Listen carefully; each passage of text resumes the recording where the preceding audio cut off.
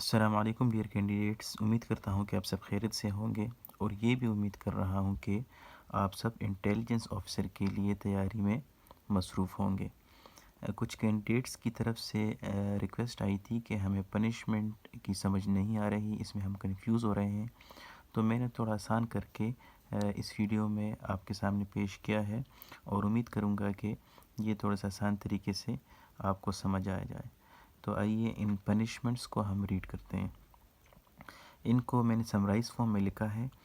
تو آپ اس طرح اسے سمجھ لیں، اس کے بعد آپ ایک دفعہ پڑھ لیں سارے پوائنٹس، تو آپ کے جو کنفیوژنز ہیں وہ کلیئر ہو جائیں گے۔ سب سے پہلے اگر اوفینس آپ کے پاس ڈیتھ کا ہو آف اینی پرسن، یا ہائی جیکنگ ہو، اور یا وہ آپ کے پاس کڈنیپنگ، تو صرف ان تین کیسز میں آپ کے پاس ڈیتھ پینلٹیز ہیں۔ اگر ڈیتھ آف اینی پرسن اور ہائی جیکنگ ہوئی ہے تو ڈیتھ یا لائف امپریزمنٹ اسے پنشمنٹ ملے گی، پلس فائن، اس میں فائن ہوگا۔ ویئر ایز کڈنیپنگ میں یا تو سزائے موت ہے اور یا عمر قید ہے، اس میں کوئی فائن نہیں ہے۔ پھر اس کے بعد اوفینس آتا ہے does anything to cause death but death or hurt not cause, اگر وہ کوشش کرتا ہے کہ مارا جائے بندے کو لیکن وہ مرتا نہیں ہے یا کوئی زخمی بھی نہیں ہوتا، تو اس کیس میں اگر باڈلی ہارم بھی ہو جاتی ہے یا پراپرٹی ڈیمیج بھی ہو جاتی ہے، تو اس کیس میں جو پنشمنٹ ہے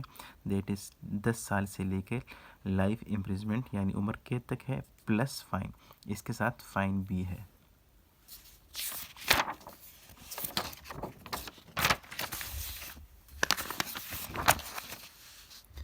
اس کے بعد ہمارے پاس آتا ہے ایک اور کیٹیگری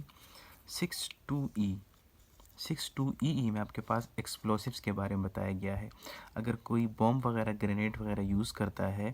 دہشت گردی کے لیے، چاہے اس سے نقصان ہو یا نہ ہو، اس کے لیے جو پنشمنٹ ہے وہ ہے 14 سال سے لے کے عمر قید تک اس کی سزا ہوگی۔ اسی طرح اگر کوئی نفرت پھیلاتا ہے، چاہے ریلیجیس بنیاد پہ ہو، ایتھنک بنیاد پہ ہو، کسی بھی بنیاد پہ ہو، یا ٹیکنگ لا ان ہینڈ، قانون کو اپنے ہاتھ میں لیتا ہے، یا پبلک کو ٹیررائز کرتا ہے، تو اس کے لیے 2 سے 5 سال تک قید ہے، پلس فائن بھی ہے۔ اسی طرح اگر آپ کے پاس کوئی بھی